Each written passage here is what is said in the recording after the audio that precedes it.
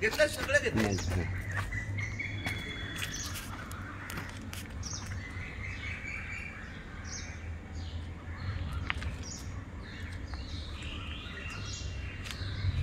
रामकृष्ण हरी विठ्ठल केशव गोविंद माधवा. रामकृष्ण हरी विठ्ठल केशव गोविंद माधवा. फार छान.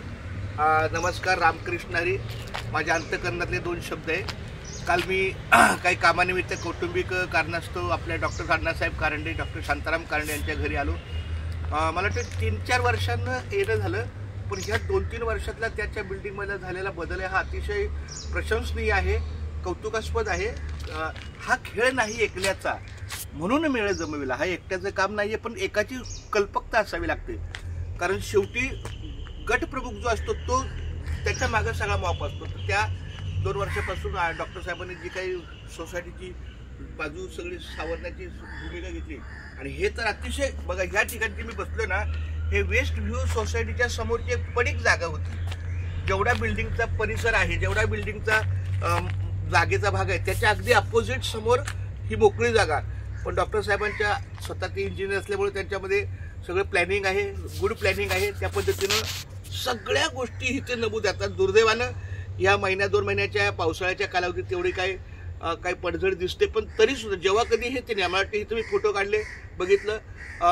आपल्या भारताचे खासदार, इथले MP, member of parliament Gopal Shetty साहेब आले इथे ओपनिंगला. त्यांनी सगळी प्रशंसा केली. बिफोर आणि आफ्टर यामध्ये सगळे फोटो रचना केली. इतकं सुंदर छान परिसर वाटतो. आणि ही मला वाटतं मुंबईमध्ये आपल्या बिल्डिंगच्या समोर रिकाम्या जागेचा, पडीक जागेचा इतका सुंदर उपयोग केला. आणि ही डॉक्टर साहेबांनी ही कुटी मला वाटते थोडं लांबून घेतो. तुम्ही विचार करा, एखादा ऋषीमुनी ध्यानस्थ बसताना ती जी कुटी असते, म्हणजे त्या डॉक्टर साहेबांच्या विचाराला किती सुबक कल्पना आहे.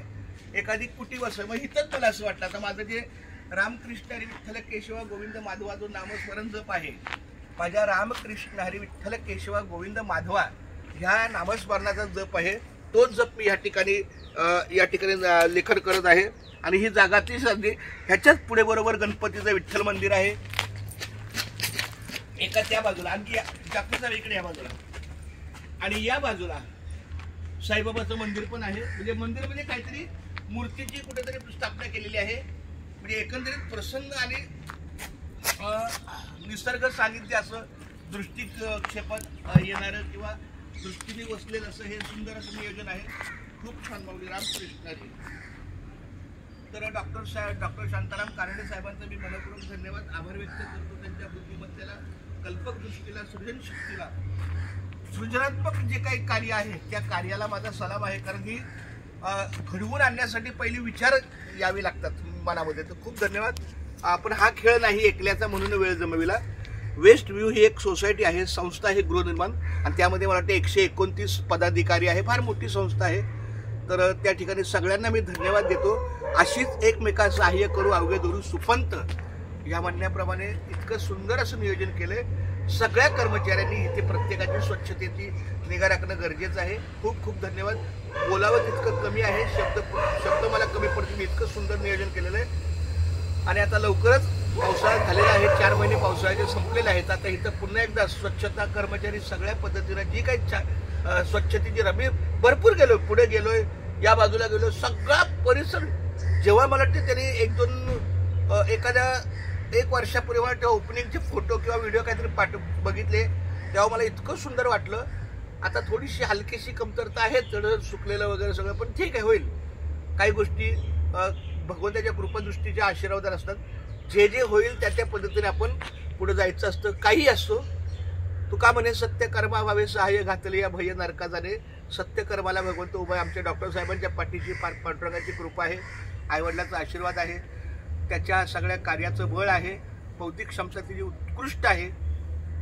मला वाटतं त्याच्या ह्या 2 शब्द बोलण्याच्या समारोपाला त्याचीच एक लिहिलेली कविता मला एकदम आठवली की सत्याला लात मारली तर कोण कुणाला, कोण मला खरे काही सांगतील का. मात्र तो 8वीत होता, 8वी 10वीत असेल, आणि त्यांनी ती लिहिली, सत्याला लात मारली तर कोण कुणाला, कोण मला खरे काही सांगेल का. जगाची उलटापालट झाली तर कोण कुणाशी, कोण माझ्याशी, कोण कुणाला, कोण मला सखे भेटतील का.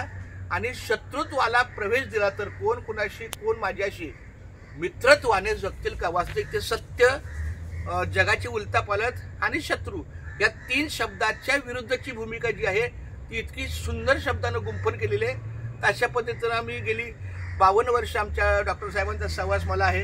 अतिशय सुंदर सुबक कल्पना आहे. मला मुलाचे पाय पाळण्यात दिसतात. ही जी काही रचना आहे, जी काही गोष्ट आहे ती अतिशय सार्थक आहे. कारण त्यांनी त्याच वेळेला त्याच्या सगळ्या त्या नियोजनाच्या कविता, उत्तम काम, उत्तम नियोजन, उत्तम बऱ्याच चांगल्या गोष्टी. तर बघून तर त्याच्या कार्याला अधिक चांगली यशाची किनार देऊ. खूप खूप धन्यवाद. तासभर सुद्धा बोलेल असं त्याचं काम फार मोठं आहे. पण वेळेच्या उपवादी आपल्याला 2 शब्दाचं सांगणं गरजेचं आहे. खूप धन्यवाद पावले. आणि माझा आता रामकृष्ण फक्त माझी विनंती आहे डॉक्टर साहेबांना की एखादा टेबल खुर्ची समजा इथं अख्ख्या परिसरात एकाला जरी असलं, समजा माझ्यासारखा एखादा वाटसरू आला किंवा माझ्यासारखा एखादा शुभचिंतक आला इथे फिरायला आणि त्याला वाटलं होतं मला रामकृष्ण लिहायचं असतं, मला एक हे व्यासंग आहे रामकृष्ण हरी विठ्ठल केशव गोविंद माधवा, तर मला एक 5 मिनिटं मी बसू शकतो. परंतु टेबल आणि खुर्ची व्यवस्था असेल तर त्या छानपैकी लिखाणाला अधिक बळ आलं असतं. पुढचे 2 तास मी सहज बसलो असतो. पण इथं बसणं मला शक्य नाही. तर तेवढी जरा थोडंसं बैठक व्यवस्था पुष्कळ आहे. वास्तविक आता हे त्यांच्या दृष्टीने बरोबर आहे. पण एखादा टेबल जर असता एकच तरी तो चांगला असता. एखाद्याला लिहायला वाटतं बाबा